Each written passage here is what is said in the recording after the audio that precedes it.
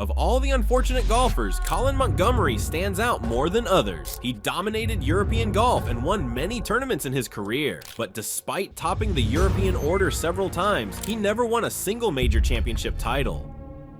Colin Montgomerie was born on the 23rd of June 1963 in Glasgow, Scotland. Montgomerie grew up in a privileged environment. His father was the managing director of Fox's Biscuits and later became the secretary of one of Scotland's most famous clubs, Royal Troon Golf Club. Montgomerie was introduced to golf at a very young age. He spent most of his time improving his golfing skills at the Ilkley Golf Club, tutored by the professional Bill Ferguson. His talent began to shine, and Montgomerie started to play collegiate golf in the United States. Montgomerie played amateur tournaments and quickly built a reputation for himself. He won 3 Scottish tournaments and also dominated tournaments in Great Britain and Ireland. Following these amazing performances, he turned professional in 1988. Montgomerie had a unique swing structure that didn't align with standards, yet proved powerful in his matches. This led to his first professional title in 1989 when he won the Portuguese Open, marking the start of his career. Montgomerie's uniqueness in golf emerged from his extraordinary ability to always hit the target. His flawless precision on driving the course allowed him to merge calculated risk-taking near the greens before he became virtually impossible to beat during hot putting moments. Montgomerie surpassed all others from 1993 through 1999 because he secured 7 consecutive European Tour Order of Merit titles. Think about that. Montgomerie won the European Tour Order of Merit every year from 1993 through 1999. His addition of a championship title in 2005 solidified his place as one of the greatest golfers in European history. But despite these amazing performances, he never won any major tournament, although he came close many times. Monty first experienced his biggest major championship defeat at the 1992 US Open at Pebble Beach.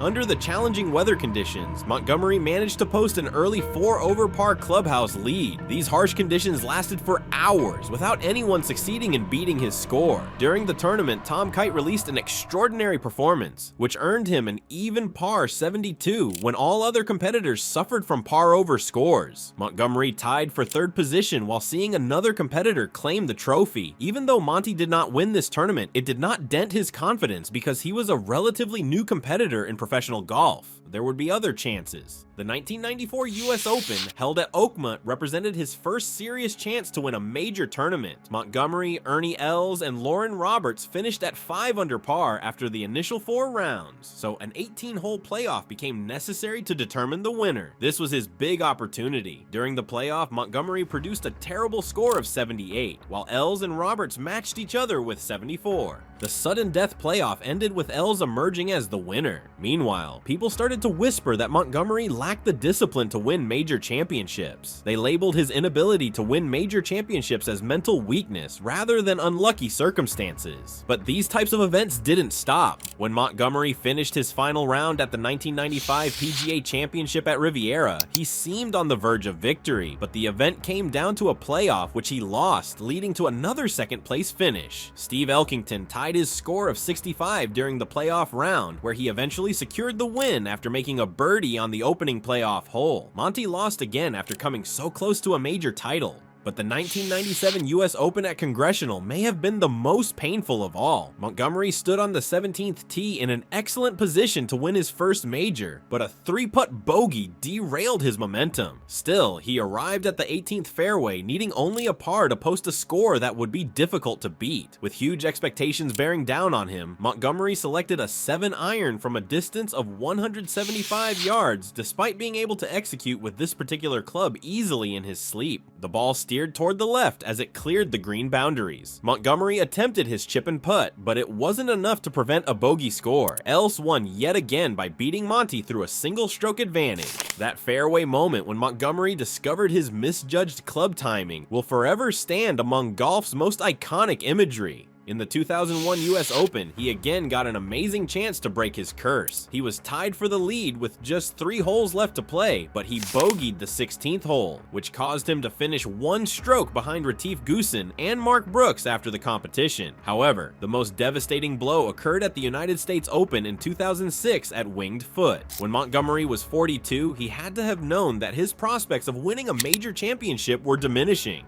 Nevertheless, there he was in contention on Sunday afternoon, demonstrating that his abilities remained at an elite level despite the emergence of younger players. When Montgomerie was standing on the 18th fairway, all he needed was a par to shoot a score that would either win the tournament or require a playoff to be played. In the beginning, he chose to play with a 6-iron from 172 yards, but later on he changed his mind and went with a 7-iron instead. The outcome was terrible. His approach was unsuccessful in heavy rough, which resulted in a double bogey that eliminated him from the running for the prize. The fact that Phil Mickelson also double bogeyed the last hole was a particularly unpleasant aspect of the situation. This meant that Montgomerie would have been able to win the tournament that he had been working at throughout his whole career if he had only made a par. On the other hand, Jeff Ogilvy won the championship because Montgomerie and Mickelson were both unsuccessful at the last hurdle. "This is the first time I've really messed up," a devastated Montgomerie told reporters afterward. He was aware that this could have been his last opportunity to achieve significant glory, and the agony that was visible in his eyes conveyed the story.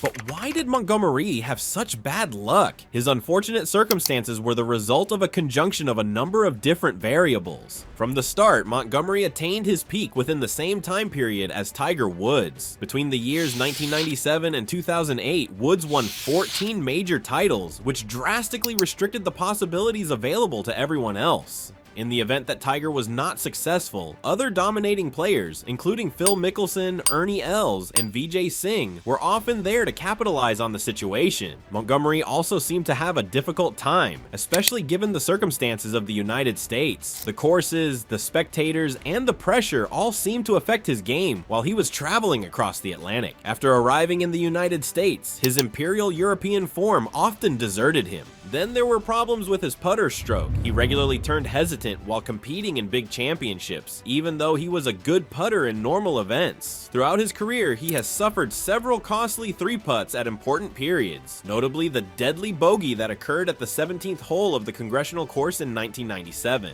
But aside from major tournament losses, Monty had found a way to show his talent in the Ryder Cup. He excelled as the heart and soul of his European team due to the supportive team dynamics, which freed him from major competition pressure. At Oakland Hills in 2004, Montgomerie sealed the Ryder Cup victory with his winning putt to experience one of the biggest emotional moments of his career. Teammates rushed to Montgomerie after a playoff victory to celebrate, but his disappointments in major tournament trophies haunted him. His career reached its highest point in 2010 after leading the European team to victory at Celtic Manor. The victory at Celtic Manor brought Montgomerie a perfect final achievement, which established his permanent place in Ryder Cup history. But was Colin a failed superstar, or did he just get unlucky? His European dominance remains unmatched because he collected 8 Order of Merit trophies in addition to his dominant run. Among his generation, he stands among the top golfers because of his 31 European Tour wins. However, the fact that he did not win a major title will forever be a cloud over his career. The what-ifs are perhaps the most intriguing component of Montgomerie's career. What if, in 2006, he had made the proper decision when it came to the club he chose at Winged Foot? Suppose his putt at Congressional had been successful in the year 1997. In the playoff game that took place at Oakmont, what if he had performed better? If any one of these events had gone differently, we would be talking about Montgomerie in a completely different way today. It's possible that he wouldn't be remembered as the best player who never won a major, but rather as just one of the greatest players of his era, period. Was Montgomerie unfortunate, or did he just fail to produce when it counted the most? His performance was below par. Most often, the solution may be found somewhere in the middle. Having 5 consecutive finishes in second place in important tournaments without claiming one is very unusual. Despite playing worse than Montgomerie, many players have managed to win major championships. However, there is a pattern to his setbacks. When he competed in big championships, his swing, which was so solid in normal events, often went tight. When making decisions, he sometimes failed to do so on vital occasions. Colin Montgomerie's career is one of golf's biggest contradictions. In Europe, he dominated with 8 Order of Merit titles, proving his skill and consistency. But in major tournaments, he faced heartbreak, showing how unforgiving the sport can be, even for the best players. Among the most unfortunate golfers in history, Montgomerie's name must be at the top. Nobody else had his degree of skill, number of chances, and regular near misses without finally scoring. The dedication of Montgomerie, nevertheless, is admirable. He kept competing and kept putting himself in a position to win even though he was devastated. My career in Europe was extraordinarily successful. I won 8 orders of merit. Montgomerie reportedly said, "I apologize if it doesn't meet everyone's expectations, but it certainly meets mine." Although he seems content with his accomplishments in this reply, the man's relentless desire for greater glory betrays his competitive nature. Even as a senior, Colin Montgomerie has been successful in winning titles on the Champions Tour. These wins won't make up for the frequent major disappointments, but they give a player credit for his abilities, which warranted a major title. If you ever watch a major event and see a player falling under the weight of expectation, think of Colin Montgomerie. He endured more devastating defeats than any golfer in history, but he is still considered one of Europe's all-time greats. What do you think? Was Colin Montgomerie unlucky, or did he fall short when it mattered most? Let me know in the comments below, and if you enjoyed this video, take a swing at that subscribe button.